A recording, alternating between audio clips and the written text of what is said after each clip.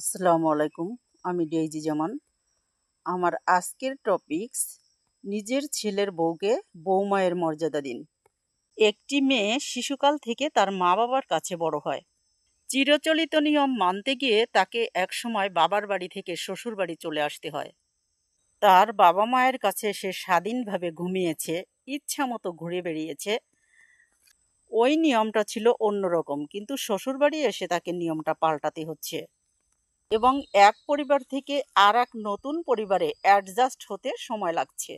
ওই মেয়েটা কিন্তু শ্বশুরবাড়ির মানুষগুলোকে মন থেকে ভালোবাসতে চায়, তবে কে কেমন, কার সাথে কোনভাবে কথা বললে সে সন্তুষ্ট থাকবে এটা বুঝতে তার সময় লাগছে। এই সময়টা ওই মেয়েটার জন্য একটা কঠিন পরীক্ষার সময়। প্রতিটি বিবাহিত মেয়ে এই সময়টাতে ছোটখাটো ভুল এবং অন্যায় করে থাকে। এই ছোটখাটো ভুল ও অন্যায়গুলোকে না ধরে সহানুভূতির হাত বাড়াতে হবে।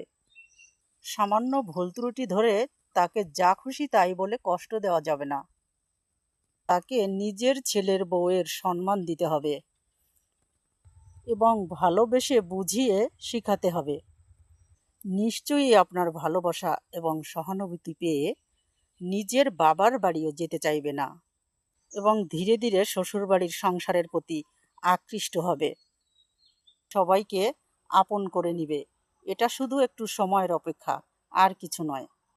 একটা গুরুত্বপূর্ণ কথা বলছি, আপনার বৌমার ভুল ও অন্যায়গুলো কারো কাছে বলবেন না, এমনকি নিজের ছেলের কাছেও না। আমি কনফিডেন্সের সঙ্গে বলছি, আপনার দেওয়া ভালোবাসা ও মর্যাদা আপনার বৌমাকে বিদ্যুৎ গতিতে আকৃষ্ট করবে এবং দ্রুত নতুন সংসারে সেট হয়ে যাবে ইনশাআল্লাহ। আমার মন্তব্য, শাশুড়ি কখনো মা হয় না, আর বৌমা কখনো মেয়ে হয় না। কারণ এ সম্পর্ক টিকাতে হলে একতরফা ভালোবাসায় হয় না, দুইজনকেই সমান তালে একই মানসিকতা নিয়ে এগিয়ে আসতে হবে। It is easy to say but difficult to do. বলা সহজ কিন্তু করা কঠিন। তাই বাবার বাড়ি তার পরিচয় হয় মেয়ে, আর শ্বশুর বাড়ি পরিচয় হয় বৌমা। নিজের বৌমাকে অবশ্যই তার প্রাপ্য সম্মান ও মর্যাদা দিতে হবে, কারণ একজন মায়ের শান্তি তার সন্তানের মুখের হাসি। কারণ ওই ছেলে চায় তার মা বাবা, ছেলে মেয়ে, বউ সবাইকে নিয়ে একসাথে সুখে শান্তিতে বাস করতে।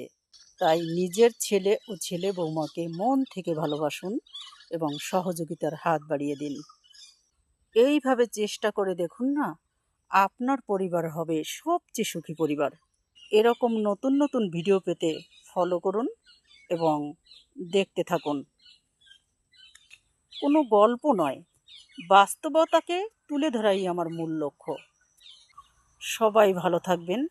আল্লাহ হাফেজ।